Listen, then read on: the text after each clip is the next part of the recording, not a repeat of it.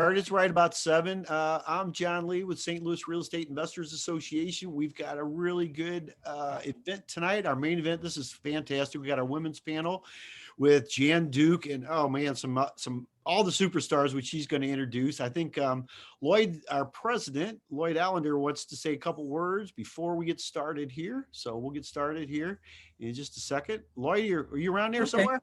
Yeah. Well, I'm here. I'm not sure where I am on your screen, but Okay.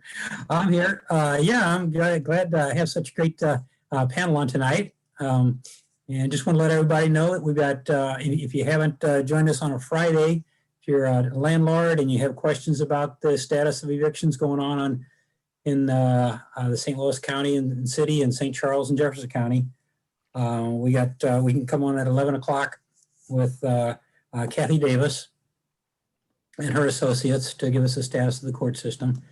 Anybody's welcome to come on there. We usually do a little haves and wants afterwards. If you're longing to get back to the Touch 101 with some other investors and see what's going on, that's a good time to do it too. 11 o'clock on Fridays. But and then our next meeting is coming up on the 20th of July, and that'll be announced on our website by the end of the week.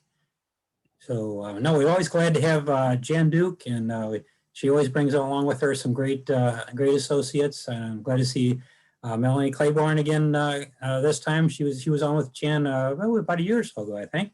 Yeah. And we got Deb Anderson, she's a coach, and Sandi Rubin, who is a stager. So I'm gonna turn it over to Jan. I think she's already got her sharing her screen here. I know I always look forward to what Jan's doing. If I'm ever doing a little rehabbing at one of my rentals, I always go to DukeHomesSTL.com and see what the latest trends are in decorating before I get started. And she has some beautiful homes, so she knows how to do it right. So Jan, I'll let you take it away.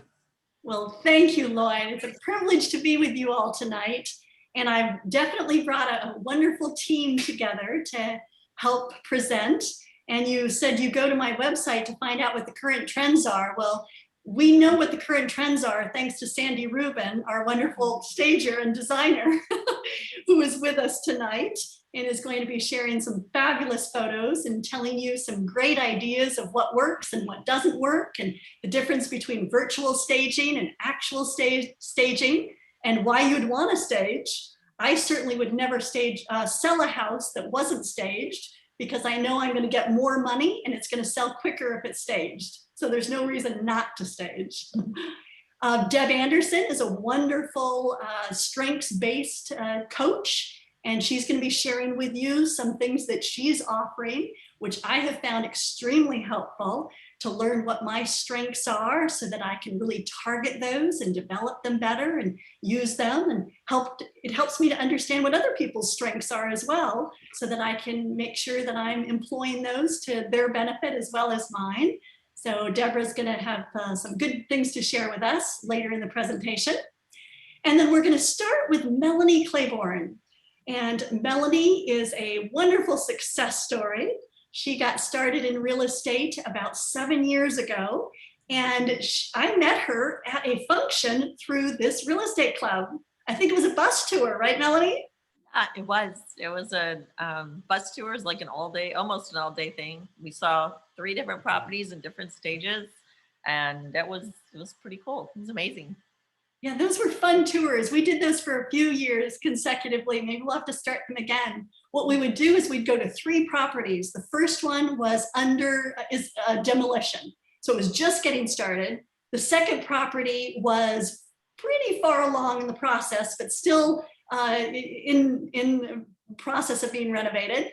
And then the third was completely finished and staged, so people could see the different stages. And it was really fun. Those were fun tours.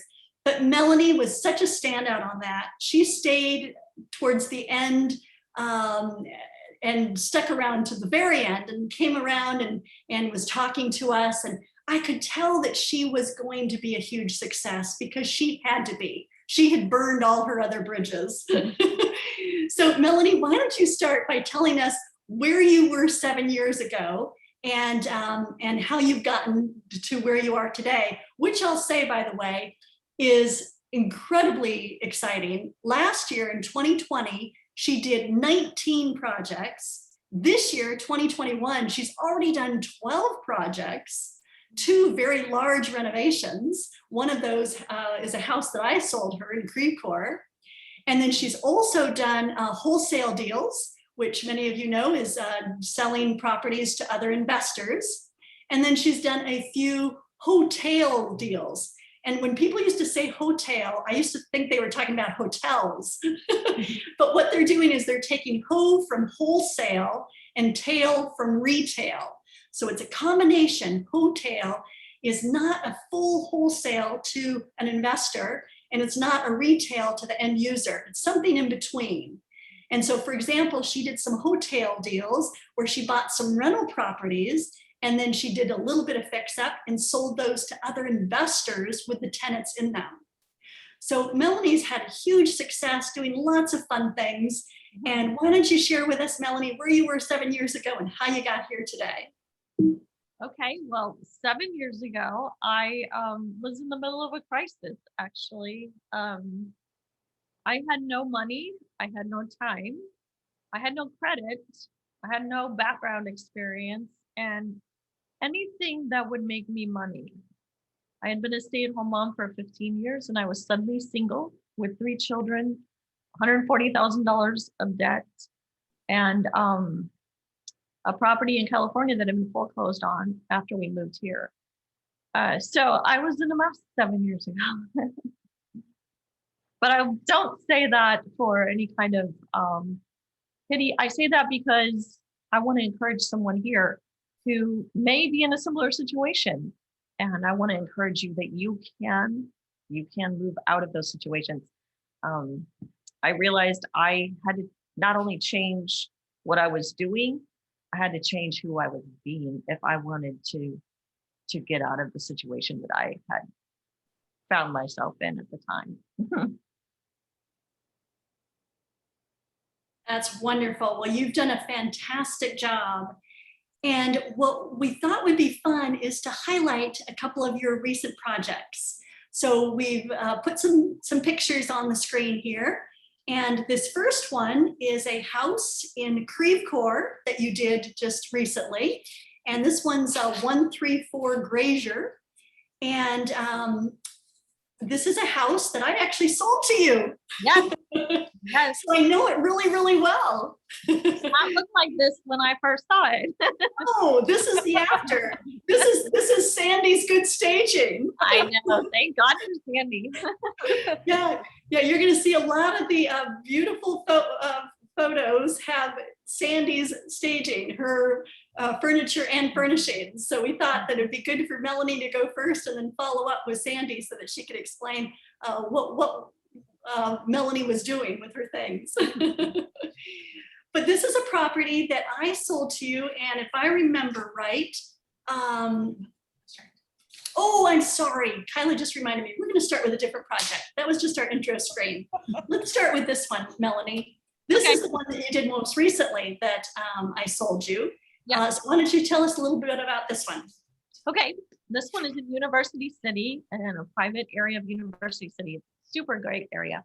And so we got into this one and we started, I started looking around, and Jan was wholesaling it to me. So she was giving it to me as is. And we were looking around inside. I got some bids for clean out.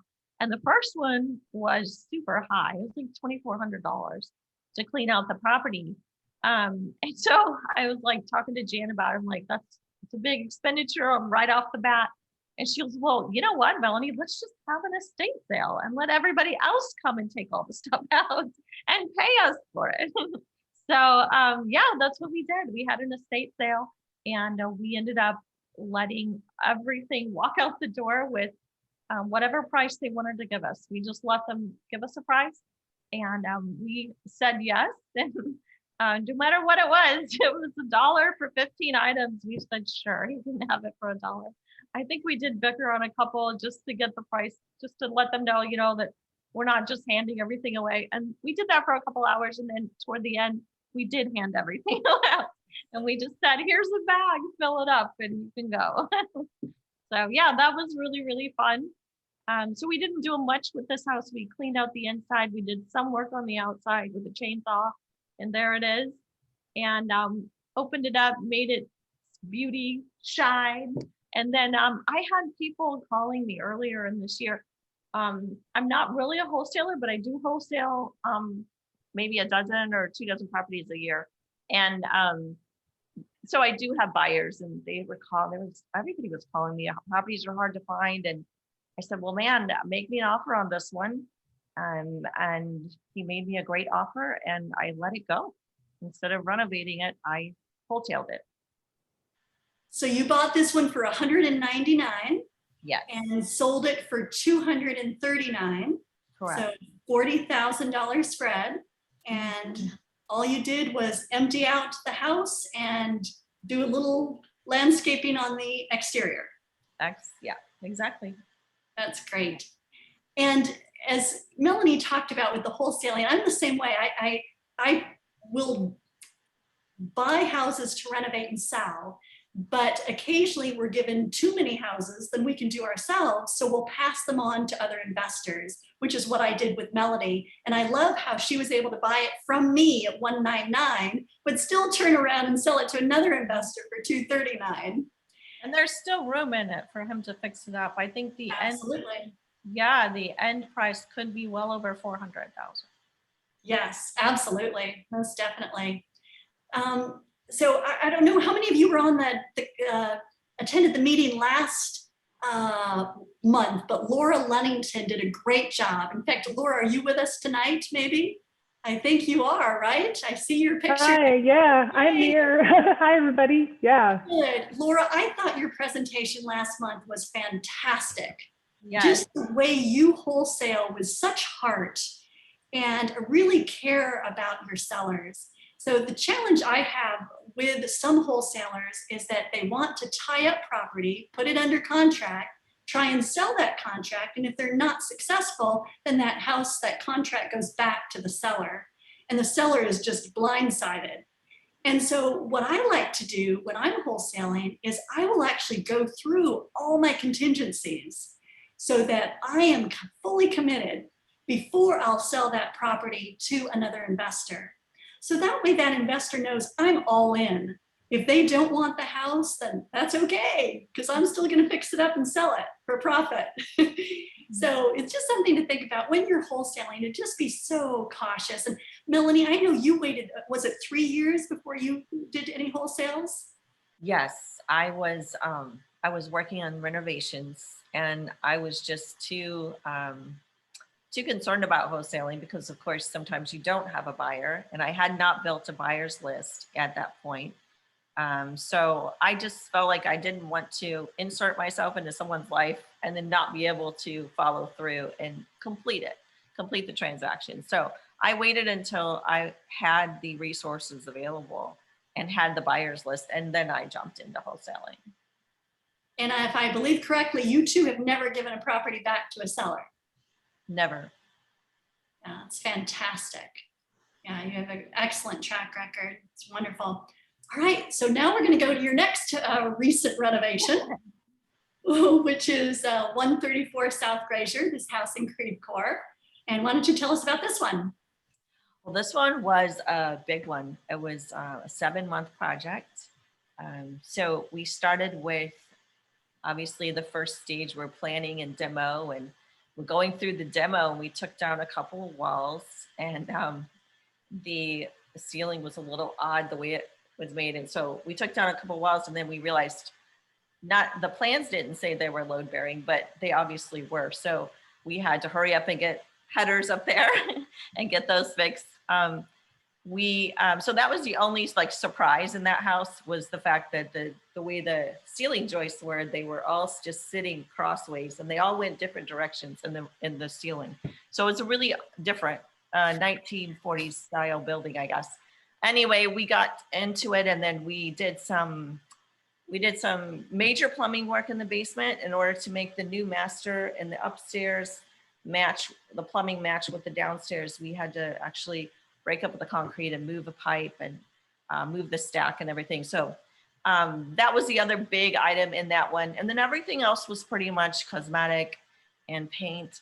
We did light landscaping, as you can tell on the outside. It's not a super huge landscaping job. And yeah, it still took a while due to the permits and everything, but it turned out gorgeous and we sold it at a great price. Yeah, so this one I sold to you for $469,000.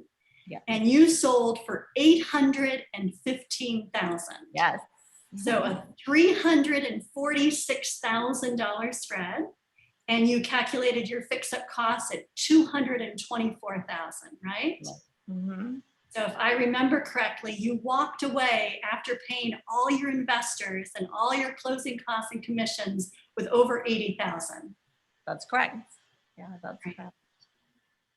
So here's a before and after of the exterior. Wow, look at that kitchen. That Big fun. difference. Yeah, and some of the things we want to point out as we go through these photos is what we always try and do. And one of those things is we always try to add a kitchen island. Current families just live around their kitchen island. There's not a whole lot of formal dining right now. So it just seems to be the hub of the house. So we do everything we can to knock down walls or whatever we need to make sure there's room for a kitchen island.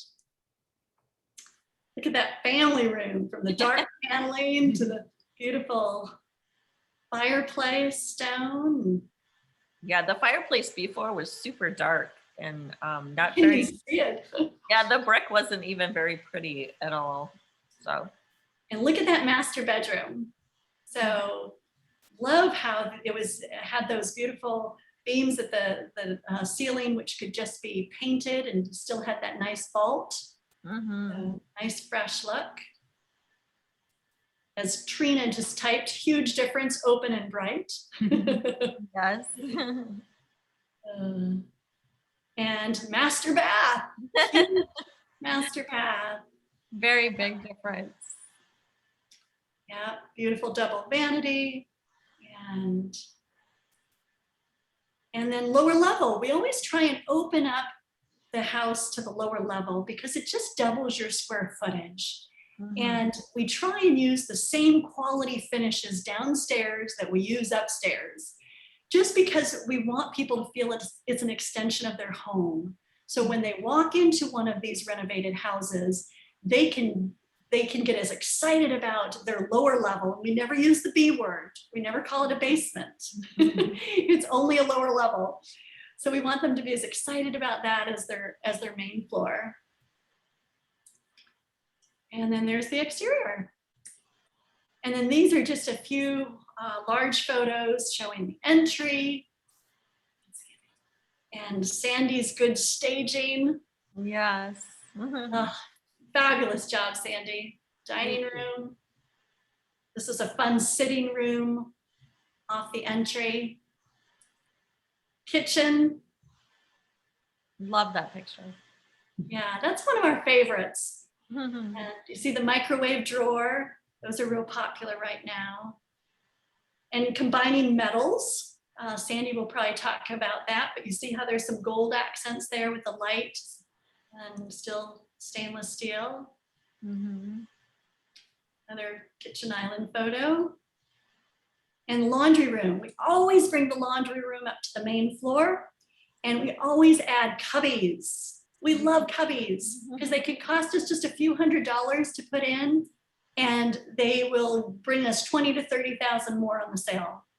So always add cubbies. Love cubbies. They're worth it. They're worth it. Yes. Never go wrong with cubbies. Good investment.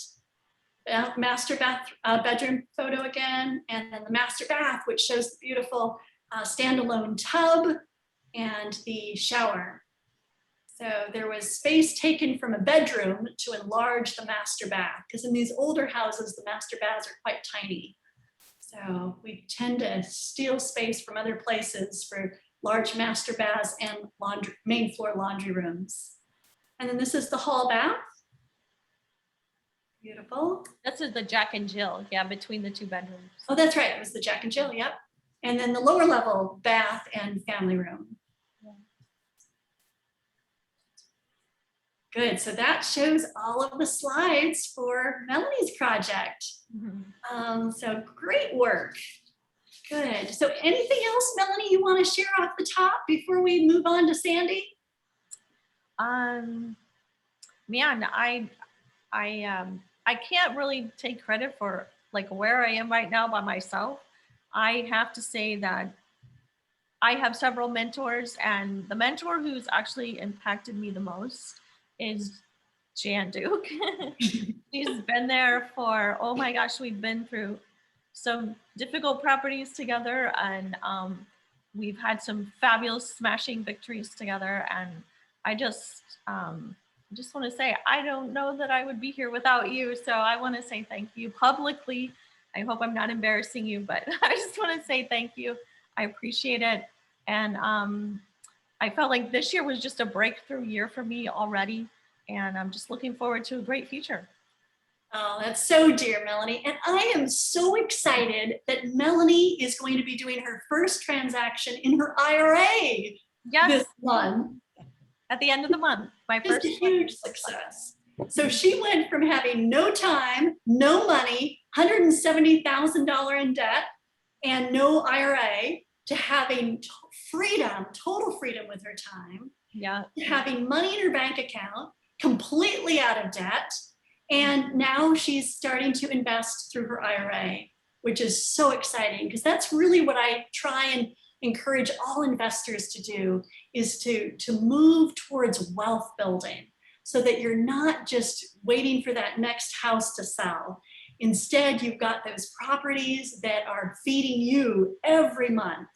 And you know, real estate's so great because you always have options. Every property that you get involved in, you always want to make sure you have option A, option B, option C. Sometimes you start with A, it doesn't work well, so you go to B. And maybe that didn't work well too, but maybe now it's time to go back to A.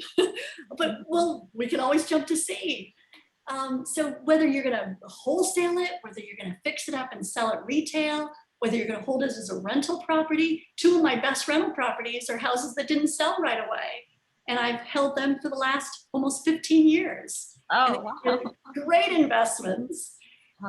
So real estate is so great that way. I've never lost a dime on a real estate transaction in the hundreds of transactions I've done, because there's always different options, different ways to make it work and to make it profitable. So I love how you're figuring all this out, Melanie, and you're just a huge success story. And we love how you've come on and shared with us. So group, if you have any questions for Melanie, start adding them to the chat. You'll see you can type in your questions. And after we go through our presentation, we'll be happy to answer all your questions. Thank you. Round of applause. Good. So next we're going to bring up Sandi Rubin, who has been a huge member of our team and hugely responsible for my success in renovating homes. I'm going to tell a fun story of when I met Sandi. It was years ago, and I was renovating a home on Meadowbrook Country Club Estates, and I had bought the home and was driving, out driving, and my husband happened to come by the house and saw somebody was in the driveway of the home I had just bought. And he thought, well, that's odd. I wonder who that is. So he pulled up behind the car, got out, and Sandi was kind of walking around looking at the house. And she said, I was wondering who owned this house. And my husband said, well, my wife just bought it. And Sandi said, well, I live in the neighborhood and I have some good ideas for this house. And he said, great, let me get my wife over here. So he called me, I came over, and she was dear enough to wait until I got there. And she started telling me what her ideas were. So one of those ideas, this house looked like a mobile home on top of a ranch house. It was just really odd. So she had a great suggestion on how to eliminate that and a beautiful color to paint this upper level. And I said, nah, I don't think so. I think that's too dark. And she said, okay, well, no worries. How about this color? And I said, that might be too dark too. And so then she was very dear and said, well, how about this? And I said, I could do that.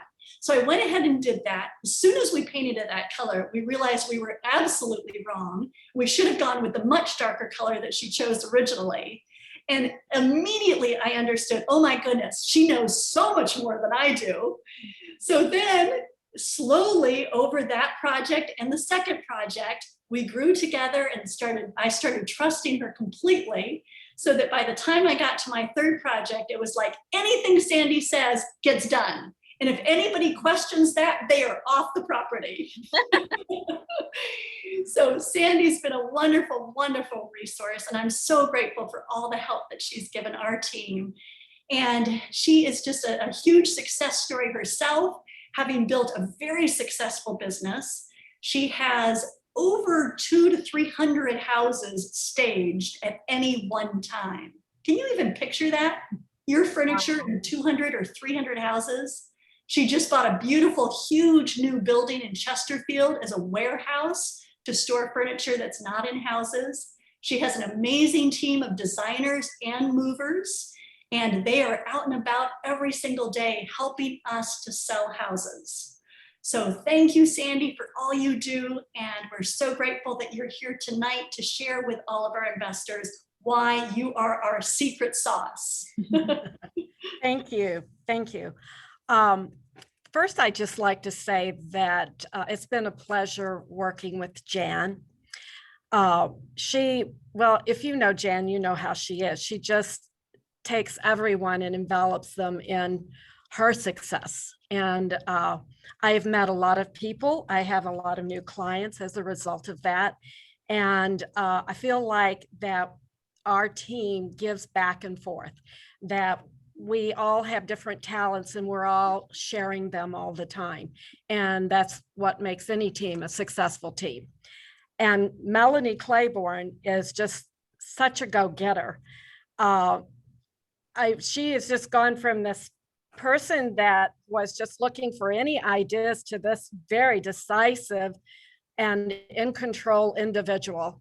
And it's been a pleasure to watch that journey with her. So I'd like to tell you a little bit about how I fell into this, which was actually 36 years ago, a long, long time. Most people think staging is a brand new last 10, 15 years concept.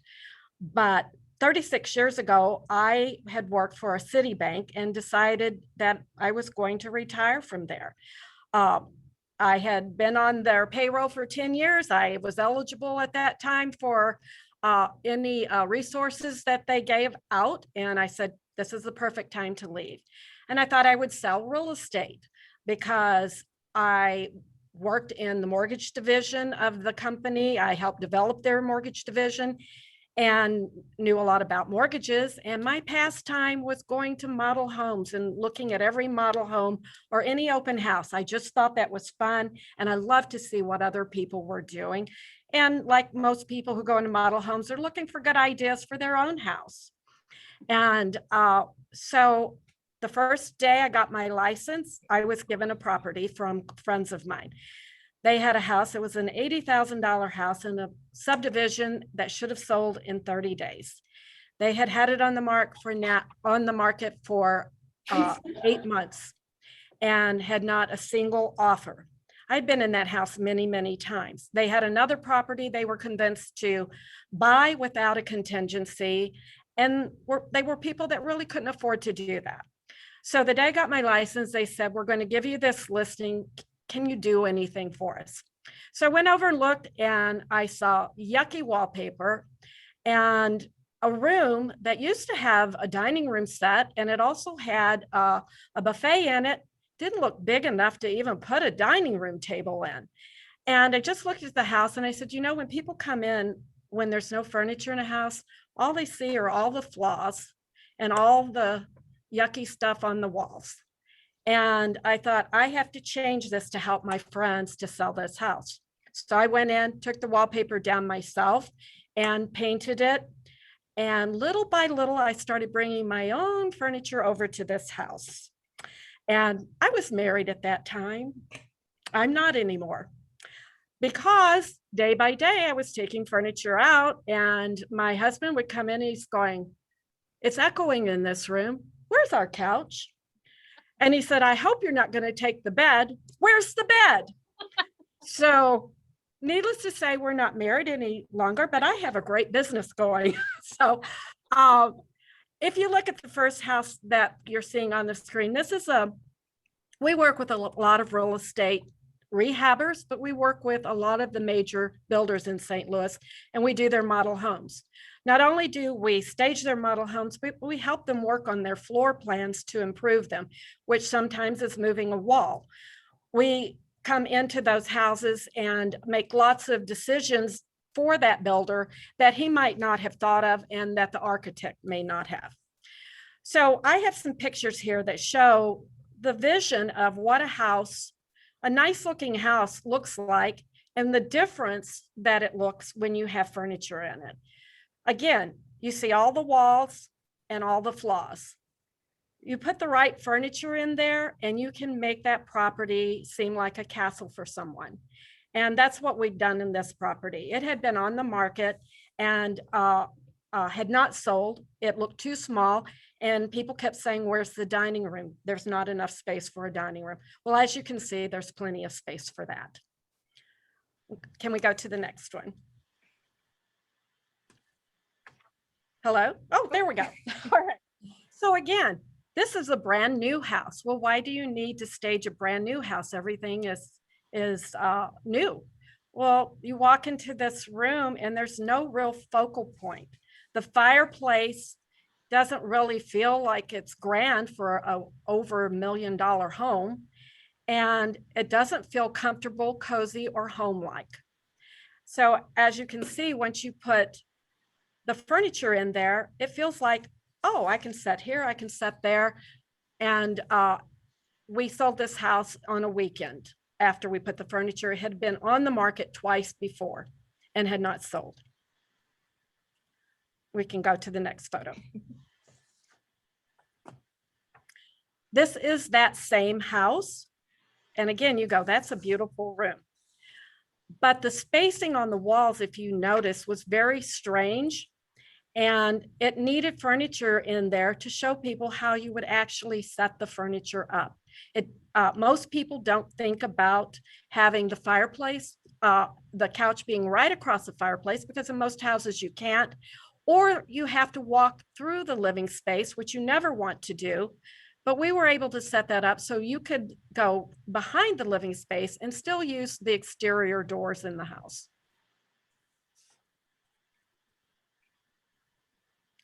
Okay.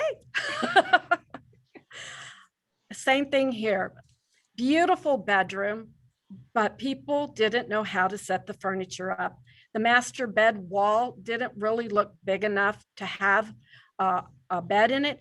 And then it was such a long distance from the bed to where the dresser was going. It just looked vacuous to anyone who was coming in, even $1 million buyer who's expecting to buy a large room. So we were able to fill that space in a way that kept it airy, but also show them how they would use that bedroom in that space. One of the things I always like people to notice is that we use furniture that you don't see that other staging companies use, such as the cabinet in this house. We have pieces that most companies just don't use because they're much harder to use, takes much longer to move them. And if they get damaged, it's a lot of money. But as you can see, adding this one piece to this room gave it a lot more importance. We could have put a couch on that wall, which is what most people do, but it really didn't answer the question of, again, how does this house look worth the amount of money that they're asking for it? By adding a more expensive piece to the room and filling that space in, it shows you what you can do. Again, just the kitchen.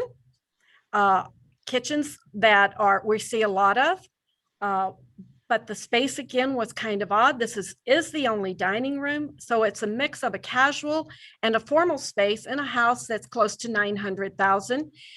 You don't see that as often as you do with both formal rooms. But in order to make this have both that formal and informal look and showing people, yes, you can use this for both occasions, this is what we chose to do, to add both upholstered chairs and then some metal chairs at the end. So it has a bit of a formal look, but just also a little bit of an informal look for that buyer.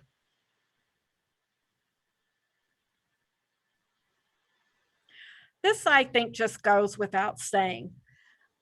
Before, you just see a bunch of floors and there's just nothing to fall in love with.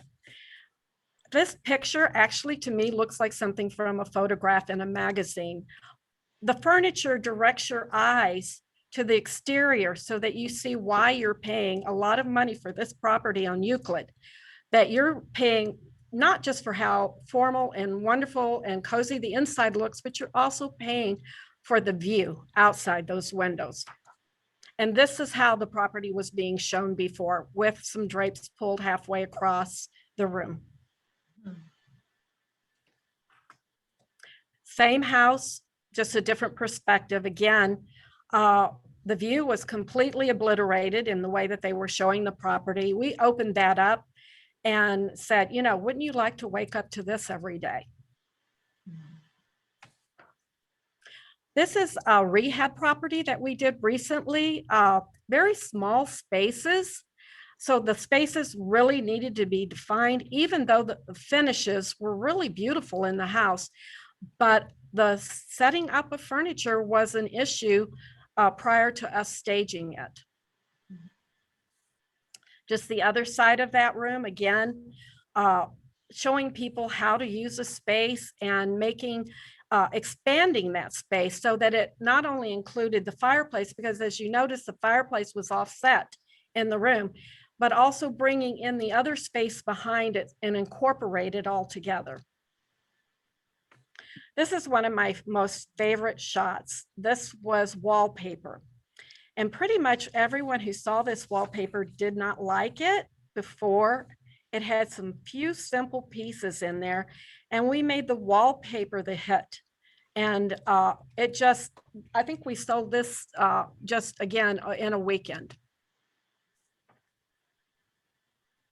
This is what I like to call our virtual versus actual staging. So we have people out there who think, well, if you get the buyer into the house, they're going to want to buy the house. But with virtual staging, when they get to the house, they're going into a vacant house. In this particular instance, the virtual staging wasn't very good because they just put a couch in, and how do you live in that room? Because it was unusual space. Now, this is the gentleman who wants to marry Jan. This is his listing. So, and I think you better tell that story, Sandy, because I'm a happily married woman of 38 years. Oh, okay. Maybe you better tell that story. I forgot we weren't all on there. Yeah, I think I was sharing that before everybody got on. Never mind. 3 years ago, I was asked to give a presentation for Equity Trust Company, who was a custodian of our IRA. And there were several hundred people there.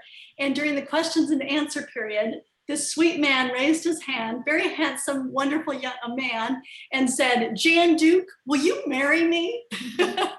Fortunately, my daughter was there, and I could say, "What do you think, Brittany?" But it was just so clever and cute, and it was fun because it of course established a relationship between us. So anytime he called and asked for suggestions or mentoring, all he had to do was say, "Hey, I'm the one who proposed to you," and it's like, "Oh yeah, I remember you." So that's the fun story. So this particular house, as you can see, you've got your virtual staging. When they get there, there's the things that they thought they were going to see aren't there. And then you can also see the difference between what virtual staging looks like and actual staging. Because in the actual staging, we were able to expand the space back beyond the walls, also be able to get 2 chairs in the room that weren't on there, and provide a place for where a television could be hung, and create a walk space so that people could get to the steps. This property had been on the market before and had not sold. It had it had been on and it was taken off. So it sold, as Jan told me, $26,000 above the list price. And it sold for $50,000 more than what it was listed for beforehand. And there were no offers before, even though there was virtual staging, no offers. Once this property was staged, they had multiple offers on it. And I know that because I have the house under contract. So again, you can just see the difference of how furniture warms the space up and how it makes people be able to envision the way that they would live in that space. Same thing again, the carpet in this house was not brand new carpet, but when you have no furniture in there, you look for every little spot that might be on it that most people have in their house anyway, and it's going to be under the bed or something else, and it's not even going to be an issue for someone. The other thing is in their virtual staging, they put a rug over that carpet, and rugs can make a room look much smaller than they actually are. And so we try to stay away from a rug unless it's a really big space. This particular one is our staging versus another staging company. This house had been on the market. They paid up front for the staging, and in 4 or 5 or 6 months, whatever their contract was, it had not sold. They hadn't any offers. And the other staging company removed their furniture. And so they called us and they came in and they said, you know, the things that we kept hearing is that the living room is in the front of this property and it doesn't feel very homey. People don't see where's their TV, how are they going to live in this room? And there's no place to sit. So we took that into consideration. So we provided a place for at least 8 people to sit down, plus some ottomans that you can't view from this picture, so that 10 people could actually use this room for a family gathering or just when you come home in the evening and you want to be with your family. The before dining room was a nice dining room, but I want you to notice how much smaller the room looks with a rug in it compared to how much larger the room looks without a rug, and how much deeper the room looks with the mirror detail behind, because it brings your eye all the way from the front of the room to the back of the room. Again, this was a fairly high-end property in the 700s or 800s, as I recall. And you want your furniture to represent the price point that you're in. So we added the cabinets in there. So again, people could see that there was plenty of storage space in this house for them.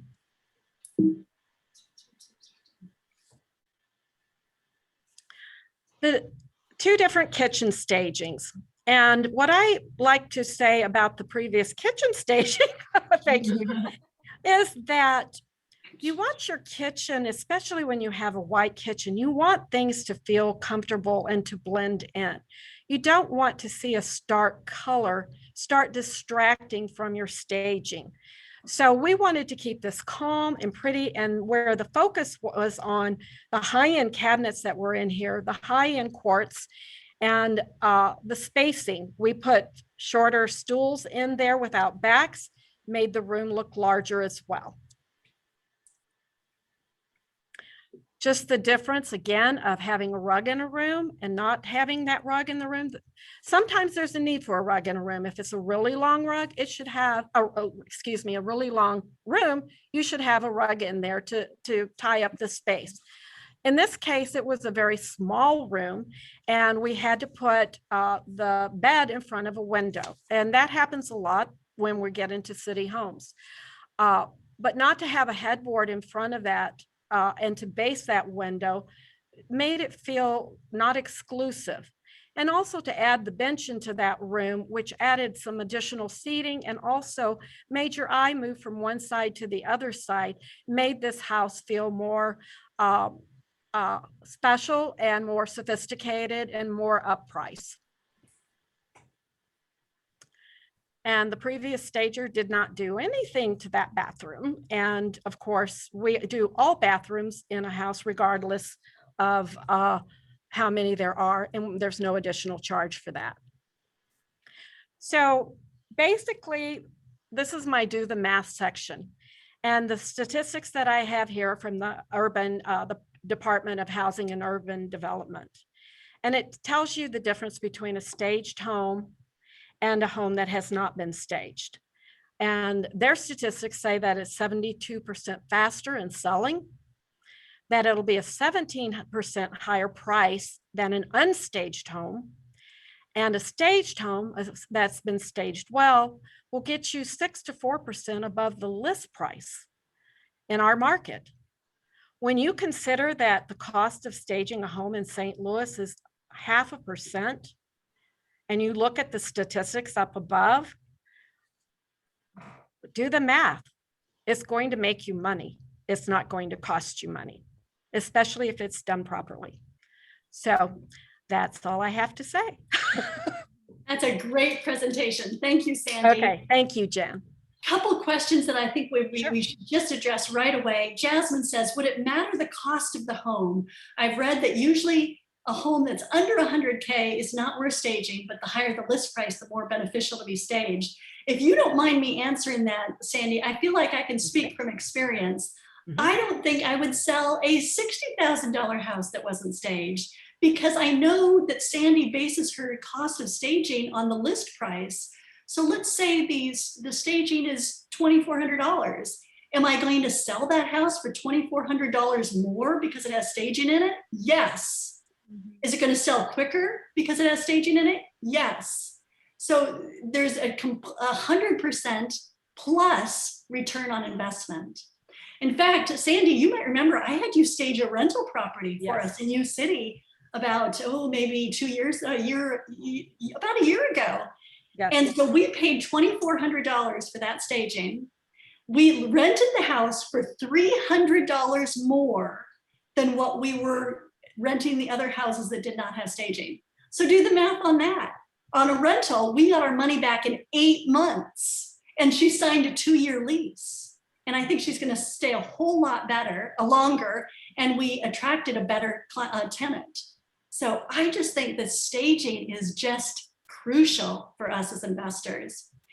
And then Sandy, you were also asked the question regarding white. Your staging looks to rely heavily on white. Is that the trend now, or just a tired and true formula you use? Tried and true. Sorry, not tired. Tried and true. No, it depends on the trends. Right now, that is the trend. We do use color in houses, but we minimize the amount of color we use in a housing today. Whereas before, if we were doing a turquoise house, we had turquoise couches and chairs and placemats. Now, if you do turquoise in the house, you'll have a couple of pillows, maybe a little bit of in your artwork and your placemats, and a few of the accessories, because right now everything is clean looking. Even families that have children are coming in and they want those couches. They want those white couches. We get offers from the buyers on many of our houses wanting to buy our furniture or buy our couches or different things, our artwork, because these things are appealing to them. And, that's the first thing. If they come in and love what we've got in there, and because we've made what your great work look fabulous, then your chances of selling that house to that person are just going to increase. Absolutely. And David Randolph is right. Appraisers tend to give us more value on our appraisals with the beautiful furniture and furnishings. And Nisha is so correct that the staging really is allowing us to attract the emotional decision. Exactly. And people have accused me of selling sizzle. I will be the first one to admit I sell sizzle. Sizzle sells, right? Exactly. Yeah. And another thing that I did not mention is on our pricing. Our pricing does go by the cost of the home. And obviously, we have had a huge uptick and stagings in Florissant and in the areas around there for houses that are 117,000, 160,000. And we do give a break on houses in that price range, but it's all from the same rehabbers and real estate agents because they sell their houses so quickly with the furniture in there. The other thing to know is you don't pay me any money until your house is sold, as long as your house stays on the market with a realtor. And for many of you that you are the realtor. So, and the fee is fixed. It's not going to change by month. You don't have to give me anything up front. I become your partner and we're going to work on this house together. And I get paid when you get paid. And that's the way it should work. That's such a lovely service that you offer, Sandy. So you're paid at closing. Yes. You submit an invoice and the title company pays you direct from the proceeds that the seller is receiving, which is so great. It's just a fabulous, fabulous way to do business because it's just a win-win for everybody. So thank you, Sandy. Thank you. Fabulous. Yes, thank you. Yeah, so grateful. Good. Well, next we have a wonderful presentation by Deborah Anderson. Deborah is a strengths-based coach. And as so many of you know, coaching and mentors are so important in your success. They really help us to be our best selves. So Deborah, why don't you start by just explaining what strength-based development is and why you're passionate about it.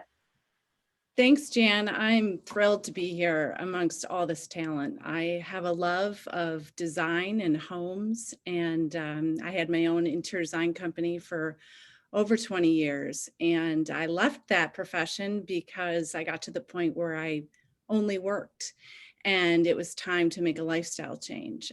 But I certainly appreciate being a part of this group of very talented investors and stagers, and was just drooling over all these pictures. It's fabulous. I still have a love there.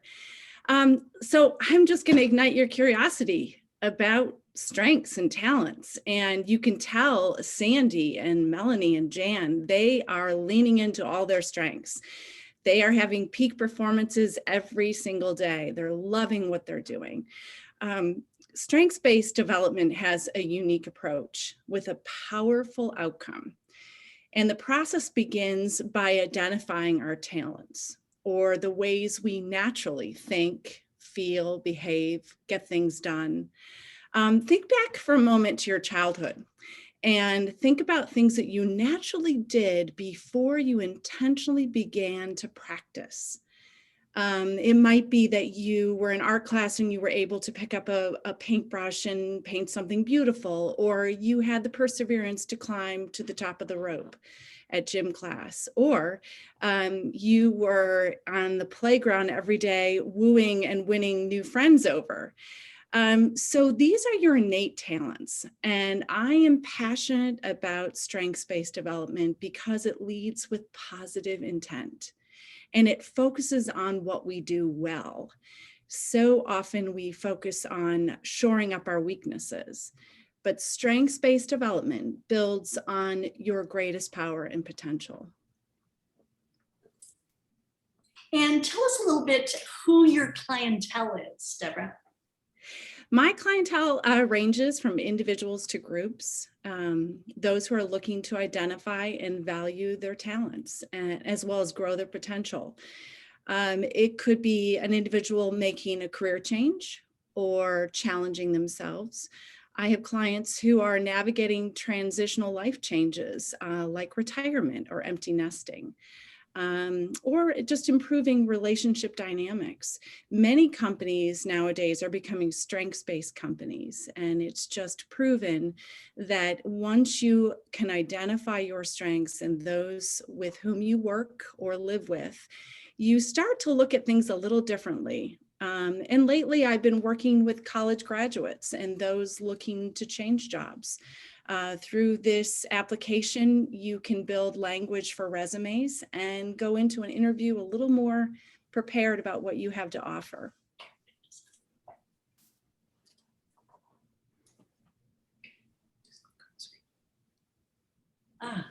Just a minute. Oh, And here you we can go. tell by that slide too that, it's really the opportunity to navigate whatever changes you have going on. Deb, what led you to become a strengths coach?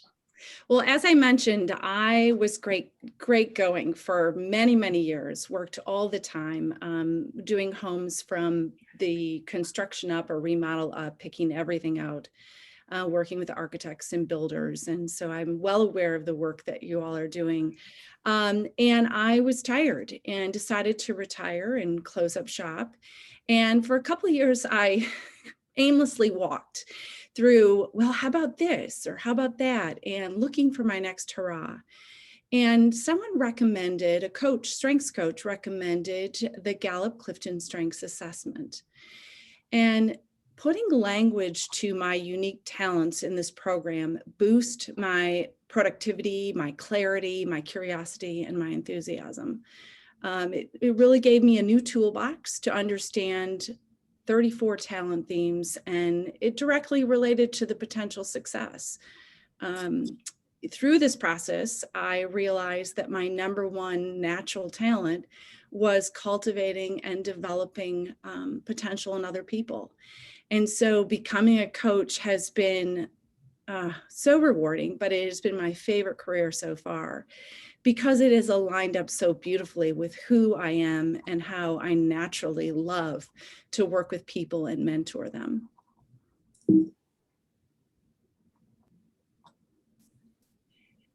I love how you want to bring out the best in all of us. How will your coaching most help new as well as seasoned investors? Sure, that's a good question. Understanding and relating to your client's decision process and their needs is important to this work. It is person-to-person work. When you learn your strengths and how you get things done and make decisions, and then you learn the different lenses others make decisions through, you will maximize your efforts. And what this is called is strength spotting.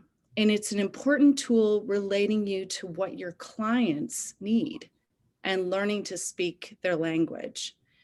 Let me give you an example of this. If your client is fascinated by ideas, they may naturally lead with ideation, which means they will need freedom to explore possibilities without restraints or limits. And they dislike doing what has always been done. So when you realize this in the strength spotting, or you realize on the screen here, the 4 different domains of strengths, you will then be able to work with your client in a more productive way, because you will know that you'll need to give them a little more time to explore the ideas as you're showing them a space or creating it for them. And you will also know that they don't want to hear, well, that's how it's always been done. So it's really understanding these different lenses of which people make decisions and gaining confidence and appreciation of what you bring to the market that is uniquely your own, and that's strengths development. So then really is competition all that much a part of the equation? Not when what you bring is like no other. I love that, Deb. And Deborah's been so helpful in coaching me. I've learned what my dominant strengths are. And I really appreciate how she comes from a standpoint of focusing on the good. So I've had other people tell me, okay, this is why you aren't what you're supposed to be. And instead, I love that this whole program is, this is why you are the way you are. And this is how you want to focus on your strengths. And here are some things that you might just want to be aware of and make sure that you keep under control so that those don't overtake your dominant abilities. And it's just a great way to just go through. And in fact, I've got my cards here, my theme dynamics, my discovery cards, and putting things together. And she helps you think of different times in your life that were really, really good. And what made those times good? Why were you so happy then? Why did you feel so successful then? and really leaning into those strengths. So I just can't speak highly enough to what she is offering and how she does what she does and benefits and blesses so many. So Deborah, why don't you talk a little bit about your process, and if anyone wants to use your services, how they would contact you, and if there's any way that they could start a relationship with you. Sure, I'm happy to. You're welcome to take a screenshot of this particular slide. It does show my website where there is more information, and it'll show you the different steps that are available. And if you are interested, please reach out to me. Let me know that you were here this evening, and I'm happy to offer a discount for the initial process, which is, it all begins with an online assessment that takes just about an hour. And through that, you gain multiple reports that are uniquely your own. Your top 5 strengths of the 34 themes that are given are 1 in 33 million. So Gallup's research for decades has uncovered how we can do things more successfully. And so it's a beautiful program that's individual. So please check that out if you're interested. But basically, after completing the online assessment that takes about an hour, we will then identify goals to broaden the process of understanding who you are through naming those, claiming positive intent, through unlocking just awareness, and then aiming them towards goals. And whether it's an individual or whether your company would like to become a strengths-based company, learning what others in your office and what their strengths are and how they get things done is incredibly productive as a whole. It's been proven that you will maximize your productivity, your energy, your engagement in your office or just individually in your day-to-day through this process. So I'm thrilled about it. I'll just leave you with one thing. Write down for yourself to think about a peak performance. And a peak performance is when you are firing on all cylinders. I know Jan and Melanie and certainly Sandi, when she looks at those pictures, and Melanie as well, those are peak performances. Wow, we did it. And that's when you are leaning into every one of your strengths and you're making it work for you and for the benefit of all others. It's beautiful. Thank you, Deb. It's fun because when she was helping me identify my peak moments, one of them was when I was doing 2 very large renovations in Frontenac. Sandi, you may remember Glen Abbey, 14 Glen Abbey, and then Outer Ladue. And it was huge because we were putting one on the market in the 9s and the other in the 7s and doing both at the same time. And the market was a little iffy.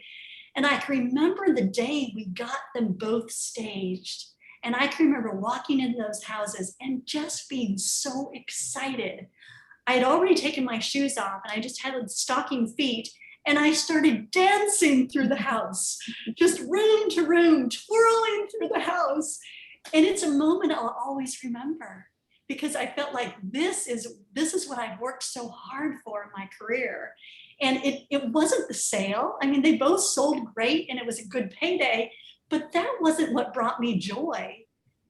Our joy, really, our success is determined by our joy.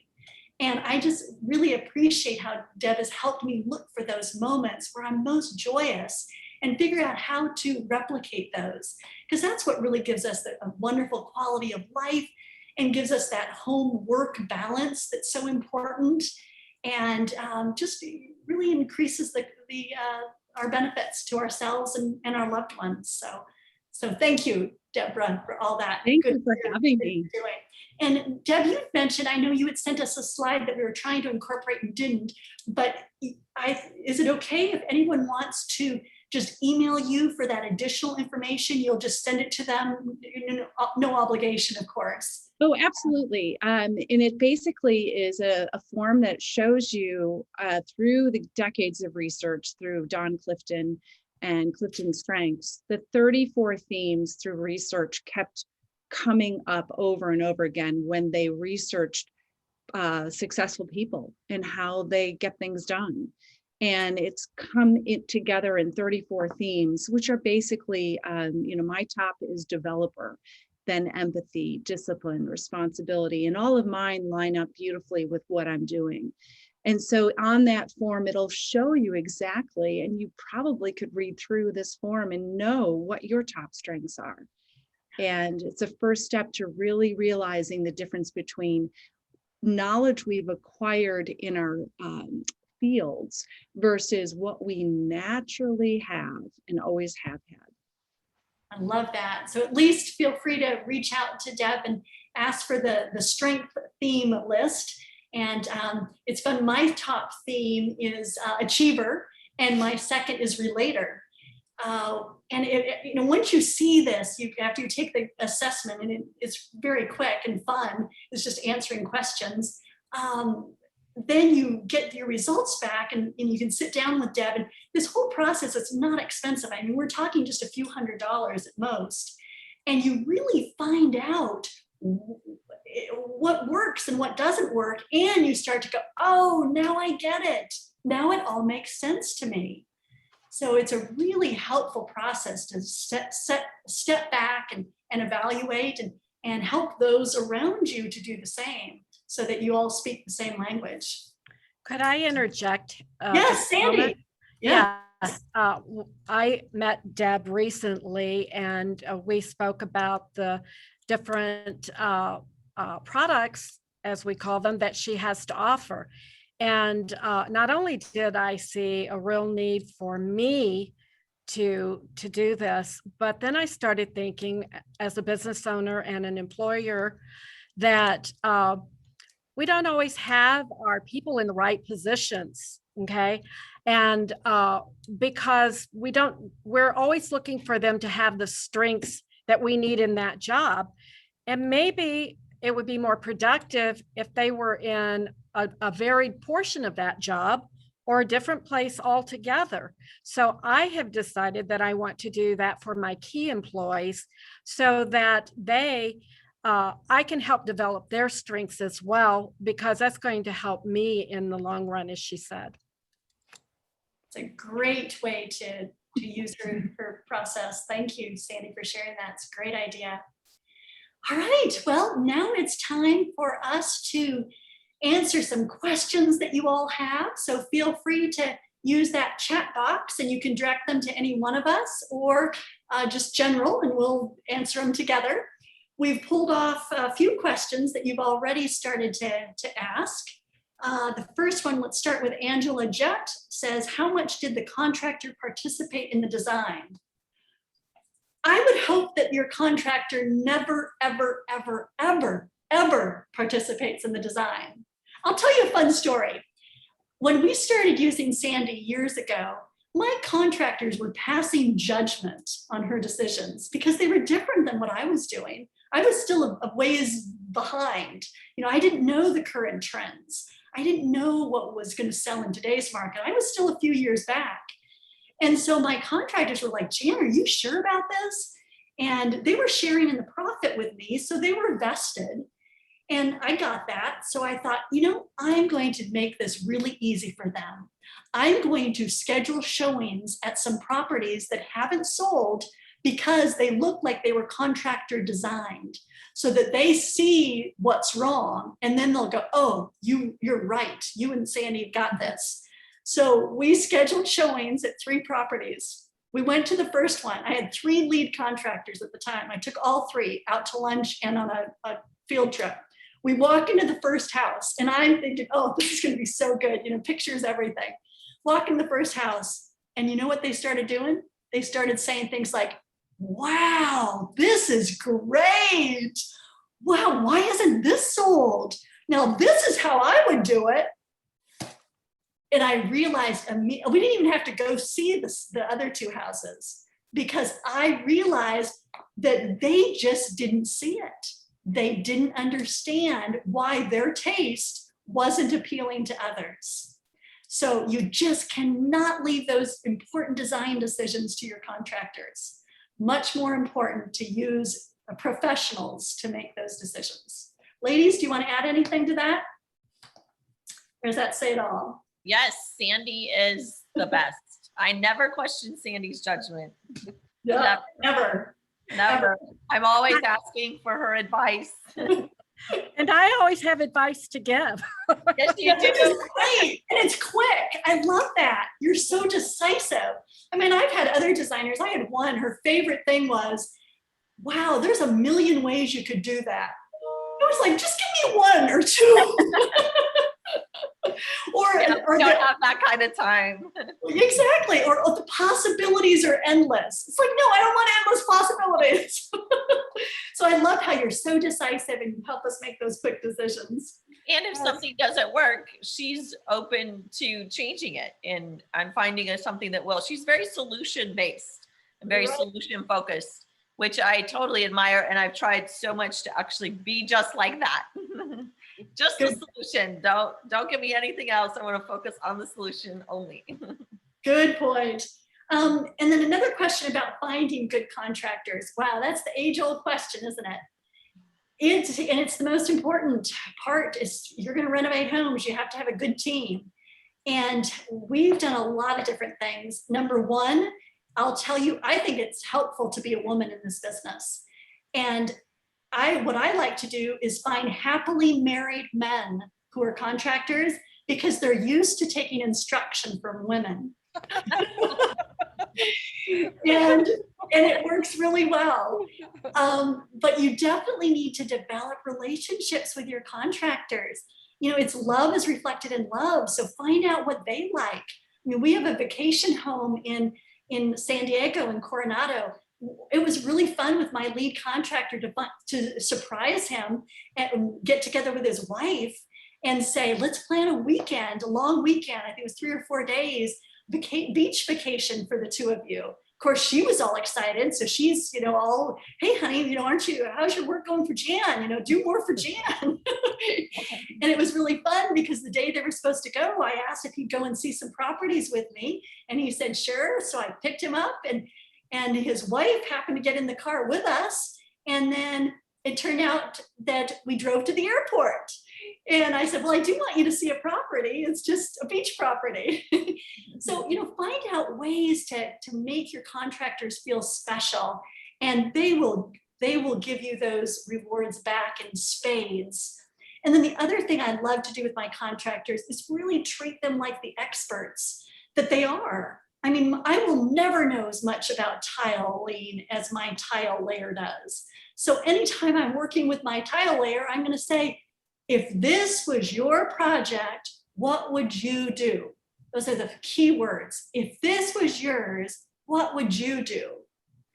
And you'll find they get really excited about sharing their ideas because they don't get asked enough for their input. And their input is usually so much better than what we could come up with. So keep asking your contractors to share what their expertise is. And then they start to take more pride in their work and start to get excited about showing off their work. And that's worked really well. This real estate club is the best way to find good people, networking with other real estate investors. And I know it's tough via Zoom right now to network, but I think Lloyd and John have done such a great job with setting up networking sessions before meetings and after meetings and social activities so that we do have that opportunity to interact with one another. And hopefully we'll get back to that soon. I know they're talking about that and what the feasibility and new location will be since we're not able to go back to the old one. So when that happens, start networking because that's the best way to get good contractors. Any other suggestions, ladies? I'm sorry. I was going to say it's also to weed out the bad contractors, a great way to weed out the bad contractors. That's a great point. Networking. I was at Lowe's this last week and I was checking out at the pro desk. Lovely lady checking me out. And I had a bunch of stuff and she said, oh, are you doing some home projects? And I said, well, I renovate houses for a living. And she said, oh, you do? I'm going to write down my name and phone number. Before I could say anything, she wrote down her name and phone number. And I said, you're wanting contractors? And she said, yes, I need some good contractors. And I said, you for Lowe's. And you're asking me for contractors? And she said, you'd be surprised. So it was fascinating, but I was actually able to refer her to someone. And I think the two of them are going to do business together. And she was so elated. But Sandy's exactly right. So much of it is knowing who the poor contractors are and not using them, because every contractor is only as good as their last job. And even when I give out recommendations, I'm constantly saying, contact me if you don't use them tomorrow, because I may have new information for you next week. So absolutely, you got to keep up on that. Got to be really careful when you're recommending and taking recommendations. That's a very current recommendation. Okay, next question. How do I scale from doing one deal per year? Wow, Melanie, you want to jump into that one? Sure. The best way to scale is to market and get out there and find more than one deal. You'll be surprised what you can do when you have a couple deals under contract. You'll be surprised. You can do 2 a year. You can do 4 a year. So you need to set yourself some goals and decide what is a good goal for you. Write it out there, put it out there on paper, and work hard to meet that goal, number one, but also be the person who can meet that goal. If you want to do 100 properties a year, you're not going to start right now from 1 to 100. You're going to go from 1 to maybe 10. That might be ambitious. I don't know what your time is like. Go from maybe 1 to 20, then from 20 to 50, work on your systems. Businesses are all about systems, and marketing is your first system to get more deals. Excellent. Yeah, and it's really stretching the risk muscle, isn't it? Yeah, definitely. Yeah. Just keep stretching that risk muscle. And then Melanie, you've done such a great job getting private investors. I mean, you could make 4 phone calls and have money in escrow tomorrow. I mean, you've done a fantastic job. Do you want to talk to that at all, about how good money, or money always finds a good deal? Yeah, it does. When you find a deal, you'll find the funding really easily after that. But if you also work to just talk about what you're doing, talk about your business, and never ask anybody if they want to be your investor. You have to ask in a way that is kind of more like, who do you know who would like to invest in real estate and get a great return? Their investment is backed by brick and mortar, real building that we buy at discounted prices. And just let them tell you who they know. Or a lot of the time when I ask that question, my soon-to-be investor would say, well, I would like to. And then I have someone to talk to. I set up a meeting. I have a presentation that I go through, just a brief one, but show some of the work that I've done. And then we sign them up, and then I work on finding a property to plug them into. So yeah, it was a little hairy in the beginning because I didn't have enough properties. Suddenly I had more investors than I had properties. And then I would finish one, and that investor just the next day would be like, so when's the next one? Like, I can't find enough properties to keep all these people invested. So there's always going to be a challenge when you're growing.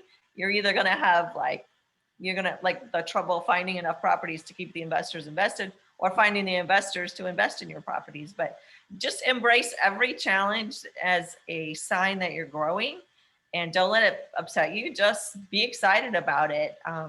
I think it was Winston Churchill said that success is going from failure to failure without losing your enthusiasm. So you have to be enthusiastic and love what you're doing in order to get where you want to go. Yeah, keep falling forward. Yes, we say that to each other all the time. I'm falling forward. And the other one that Jan says a lot, and Sandy too, is we don't have any failures. We win or we learn. Yeah, we win or we learn. Yeah. Yep. No failures. It's just an opportunity to start over with more information. Exactly. Yeah, we don't always like the start over part, but hey, it's part of life. Success isn't a straight line. It's like this, you know, you're like all over the place, but you get where you're going and you learn more as you go. I'm so glad I didn't stop one of the times where I was discouraged, because 7 years into it, I as I said earlier, I do really feel like I broke through a ceiling, and yeah, it's just so much better after you keep doing it. You're more and more familiar every year. And then finally you get so familiar that you get a certain amount of confidence that just wasn't there before. So keep going. That's my message. That's excellent. Hopefully, Lois, that answers some of your questions. Marty asks, best investment strategy for obscenely priced markets like San Francisco. Wow, that's a tough one. There's definitely strategies that work in every single market. It's so funny because people keep asking me right now, wow, this must be such an exciting time in your business, Jan, you know, with real estate just soaring. This is actually the toughest time for rehabbers. Yeah. Because we make our money on the purchase, not on the sale. So there's always going to be one house, at least one house, selling in every neighborhood. We just have to make sure it's our house. So what we're going to do is we're going to be sure to buy at the right price so that we can put the money in, and there's going to be surprises. We would be surprised if we weren't surprised. So we have to make sure that there's enough of a spread that we have plenty to put into the property and then sell it at a nice profit. So it's actually very difficult to find good properties right now. It's really easy to sell them. That's the easy part. Top dollar, quickly. That's the easy part. But it's finding the properties right now that's most difficult. So, and California is certainly a hot real estate market right now. They're soaring as well. So finding properties in every area is pretty similar in that it's beating the bushes. It's networking. It's finding out who has a property to sell. It's finding who the motivated sellers are. Sometimes it's shopping through the MLS. I bought a great house last year through the MLS and on Huntington and Overland for $35,000. And I have it rented right now at $900 a month. And it was already fixed up. I mean, that's just a great deal. And that was in the MLS a year ago. So yes, there are occasionally great nuggets there. But more importantly, you can't depend on the MLS because that's a heavily fished pond. So you need to be creative. You need to go outside and beat the pavement. You need to drive around and find the vacant houses and do some skip tracing and send letters and contact owners. You need to figure out who's getting ready to move, who wants a quick and easy sale. Is it because it's an estate sale? Is it because of a messy divorce? Is it, you know, what's motivating these people that they don't want to go through the hassle of selling retail and are willing to sell at a discount to you wholesale?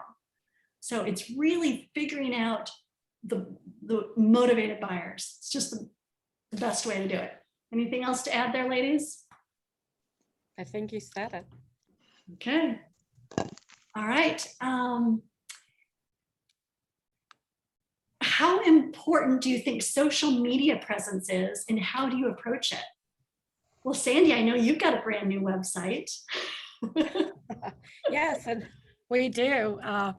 It took a community to develop it, but it's just so much different than what we used to have.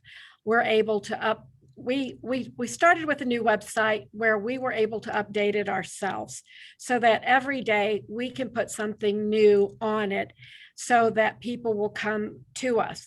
We also expanded that website so that people could come and ask us questions through our website and didn't have to make that phone call. Sometimes people are shy in making that phone call, or they don't want to make that commitment yet to actually talk to an individual, and they can get some quick information off of our website. But our website has made a huge difference in people coming to us because they can see our before and afters. They can see the success that we've had. They can see what builders use us and their houses they've probably seen if they've been out on the market at all. And so I just can't say enough. I used a company that Jan recommended, of course, and they were young people that had just graduated school, and they were so wonderful to work with. And they were very patient with us because that was not my forte. And they worked with us every day until we were able to pull all together all of the things that we wanted people to know that we really hadn't sat down and thought about. And now we have it all in one place that anyone can look at, and they can compare us to any other company. They can see the quality of our work immediately. They're not just listening to me telling them how good I think we are. They can see our work right there. And the two people that the company that we used, thank you for the note from the person who helped develop this website, was Confluence Design House. And it was Haley Jones and Jeff Ross. And I can't say we would be any happier with anyone who'd been in the business for a lot longer time. So go look at our website and just see the different ways and how you can apply that same information. And I will also tell you, I get calls from people saying, do you know houses that are coming on the market? Real estate agents will call and ask me, I've got a client in this area. Are you staging anything that's been rehabbed recently there? Because they know that we're very much involved in this community, and they know that when they come to one of our properties that we've staged, their client will like it. So I can't say enough about it. Excellent. And Deb and Melanie, I know you both use social media, Instagram and Facebook, and any suggestions for the group on your successes there?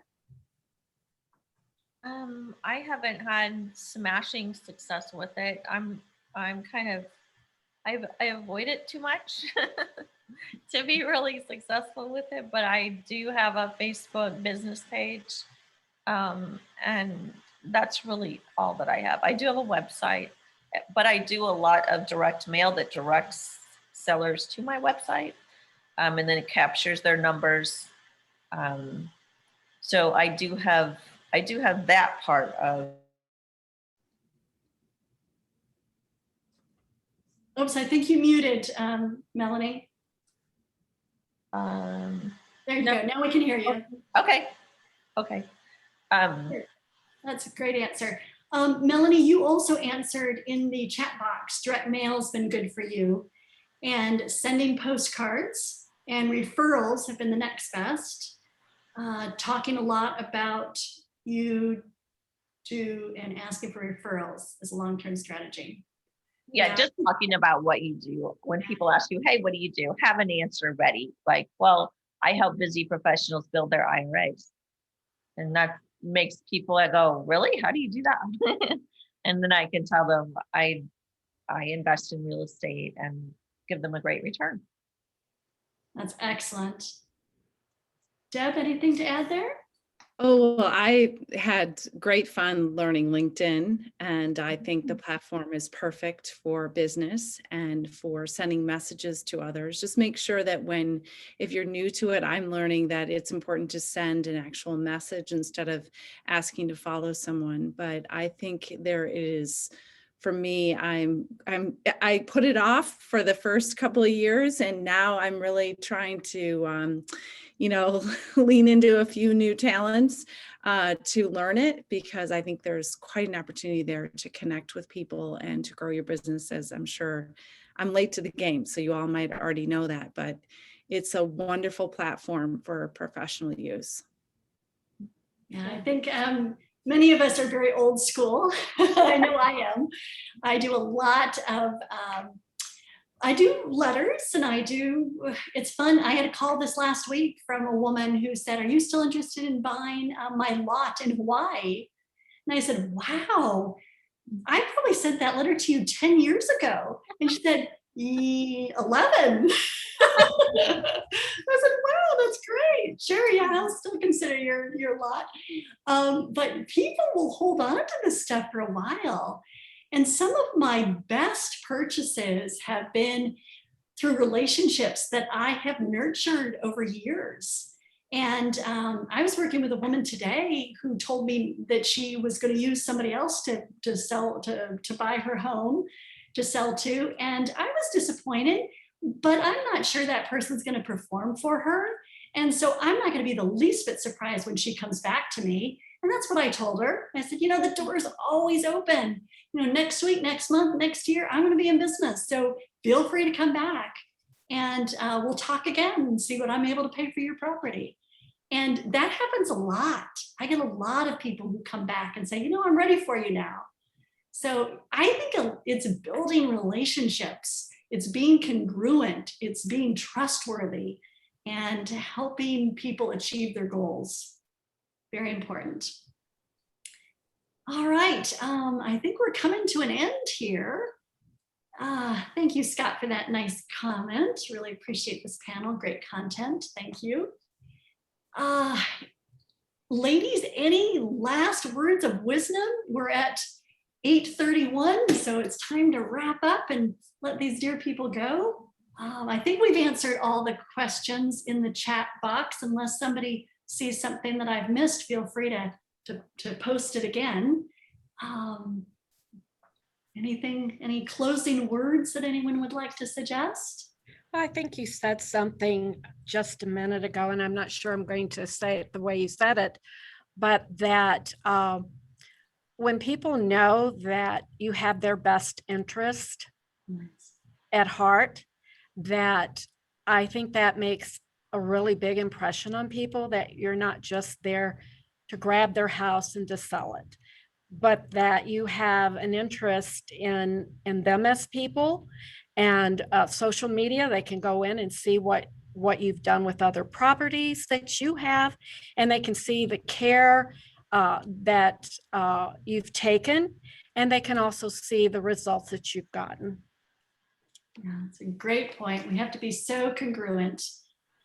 Good. All right. Well, thank you all. It's been a pleasure sharing this evening with you. And thank you, John and Lloyd, for allowing us this platform. It's been such fun to talk to our fellow investors, and we sure look forward to seeing you all in person. So thank you. Thank you all, ladies, for being with us tonight, and a great presentation all around. A lot of good comments on there. Yeah, and I did. You reminded me when you said about getting together. I did want to mention that we are we're looking at my Vice President Dan Heeman and I. We're looking at several potential property locations that were for our new meeting place, and we're hoping to be in there by September. Right now, I'm just we're not making any firm commitments yet, but we're going to hopefully we'll make a decision at our next board meeting next week and be able to move forward with getting another property under contract for live meetings for the next year. So we're looking forward to that. That's great. Yeah, thank you. Thank you. But in the meantime, yeah, we do a little networking on with our Has and Wants on Friday at 11 o'clock after Kathy Davis gives us a court update. So if you can't wait till September to get together with doing little Haves and Wants and networking, join us on Fridays. So in the meantime, yeah. Is that a Thank you Zoom all. call on Fridays? Pardon? Is that a Zoom call on Fridays? It's a Zoom call. Yeah, it's a Zoom call on Friday. There's a link to it on our website or on Meetup. You can always find it posted there to join us 11 o'clock on Friday and do a little networking there. So if you want to come on there, I'm sure some of the folks here would be anxious to talk to you some more, Melanie, and pick your brains on what you're. Sure. Yeah. Yeah. I know Laura Lennington is usually on that call, and she gives us some tips on what's going on with her Yeah, hosting. Laura and I are buddies. She's fierce. Oh yeah. You're right out there too. Okay, unless you got anything else, John, No. I guess that'll wrap it up for tonight. And Just another, thank you. I just want to thank you, Jan, Melanie, Andy, and Deborah. You guys did a great job. Really some eye-opening, enlightening things that you do. We're really glad you were able to tune in and share with us tonight. Thank you so much. Thank you.